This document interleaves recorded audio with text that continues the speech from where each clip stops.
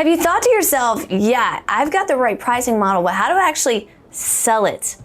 I would like for you to stay tuned and watch this video because we're covering what to do now that you found the perfect pricing for your martial arts programs. Hey, what's happening, awesome martial artists? My name is Jennifer Waters and I am the Sales and Systems Sensei. Glad to have you guys here. I actually help martial arts school owners scale their dojos to 7 figures using our systems and a dojo assistant. In this video today, we're gonna be covering what to do now that you've ironed out the perfect pricing for your martial arts school. And if you haven't watched my other video on this, go check it out right now before digging into this one, because it's gonna make a lot more sense. We talked about the difference between programs and memberships and a lot of other things, and I want you to make sure that you have the same reference point before watching this video.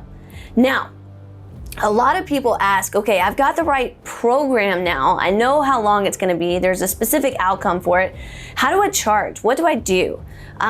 One of the easiest and simplest things to do is to think about the fact that you are selling a thing, right? You're selling a program, which is a defined specific thing that you want to sell with a specific outcome. So because of that, it should have one price, meaning instead of having to just say, okay, it's this month monthly for membership, now you're gonna say it's $1,000, it's $1,500, it's $2,000, whatever that is, and it's gonna take you X amount of months to finish this program.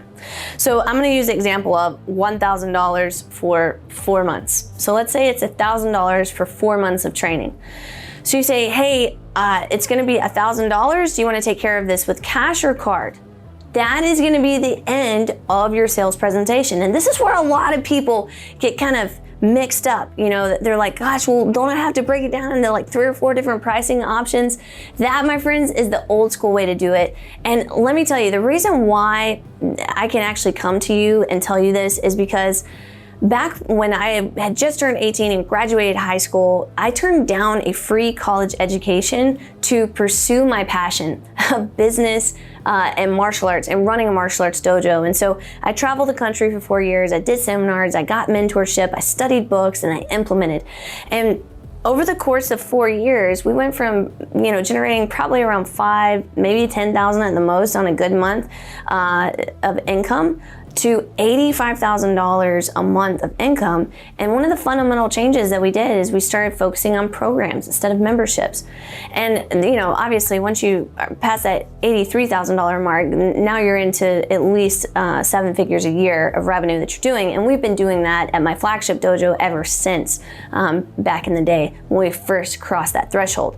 So we got those paid in fulls or prepayments that you can actually do right away. You don't have to break it up into monthly. Now, why do people think that paid in fulls are evil? Well, they think that they're evil because there was a long-standing, I guess you could call it, scam that ran through the martial arts industry where people were selling bogus martial arts lessons and then not actually fulfilling on the thing that they said that they were going to do.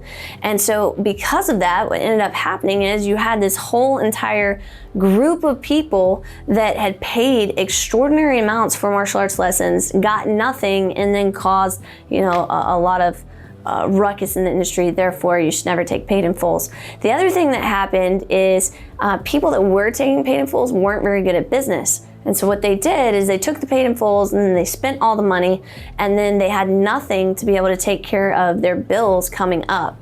It's very much like somebody who wins the lotto, gets a lot of money, spends it all, and then doesn't actually have anything to take care of themselves. So we recommend managing the prepayments that you have, the paid in fulls that you have within your dojo wisely. Use some of it for operational cash in that particular month, and then take the other part of it and put it off into an account, slowly drip it into your main account and still use it as operational cash. But instead of depending upon the student to remember to pay you, for their credit card not to get changed or fraud or anything like that, and have to update their card number so you can avoid having to pay the percentage of credit card fees or electronic funds transfer fees, just go ahead and have it in your account. Costs you $0 to transfer from one account to the other account. Boom, done. Now, the next question that I usually get is, well, if I do charge like a down payment, and let's say I want to do a down payment and I want to do monthly because that's what I feel comfortable with. Cool, I got you. Is the down payment a made up fee? And I went round and round about this for I don't know, a while with other people in the industry, is a down payment a made-up fee? And for most people, it is a made-up fee. You know, you choose a random number, just like I did back in the day. I think $299 sounds really good. I think $99 sounds really good. I think that $247, now that's a great number. It's a made-up number.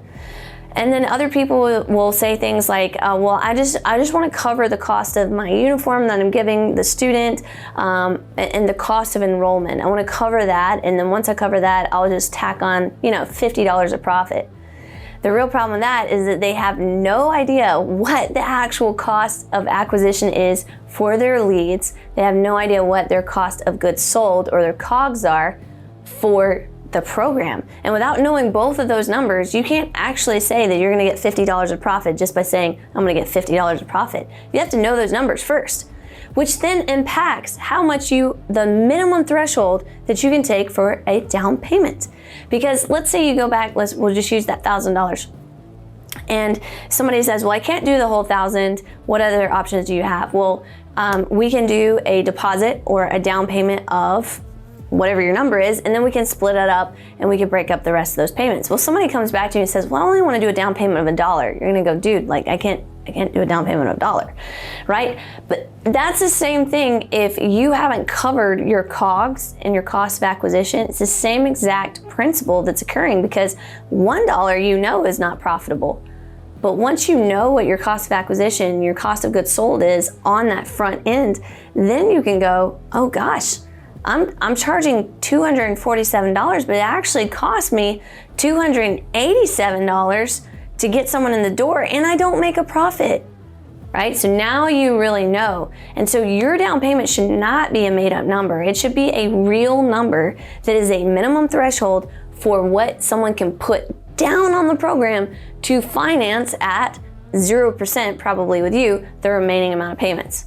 Well, Jennifer, this sounds too much like a car salesman or a house payment or something like that. And people don't want to do that. They just want simple and ease. Actually, people want value. They want to know that what you said that they were going to get when they enrolled into your program is what they actually get. And they really don't care the vehicle for how that happens, like whatever it is that you decide to do and how you decide to break it up. They don't know. It's not like they're going and shopping at multiple martial arts schools and doing that on a repeated basis every single week. Maybe they are shopping around and maybe they're just going after the better deal. But my argument would be you didn't show them enough value, and you also didn't pull out what the real problem was for why they needed to join your martial arts school and what your program could do to transform their life.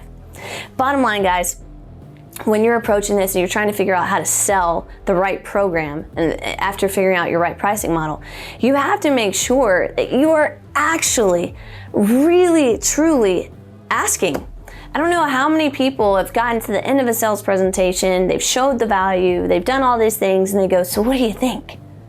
And the person goes, yeah, it sounds real good. We're gonna go check out the other school and we'll let you know. Instead of just going through the whole entire thing and then going, okay, this is the price, this is what what it is and what you can go ahead and do today. Do you want to do cash? Do you want to do card? I just ask. But what's the worst thing that they could say? No. That's it. They're not going to punch you in the face, hopefully not. They're not going to punch you in the face and then walk out the door. They're just going to say 2 tiny little letters, no. Or more likely, they're going to say, I don't know, do you have any other options besides this one option to pay? And then at that point in time, you can offer them the other options. You can offer them a down payment and then monthly installments. And if they can't do those things, then that falls into being able to overcome other questions that they have, other objections that they have. But bottom line, if you don't ask, you'll never receive. And you have to make sure that you're actually asking. Hey, listen, if all this makes sense to you, amazing and awesome.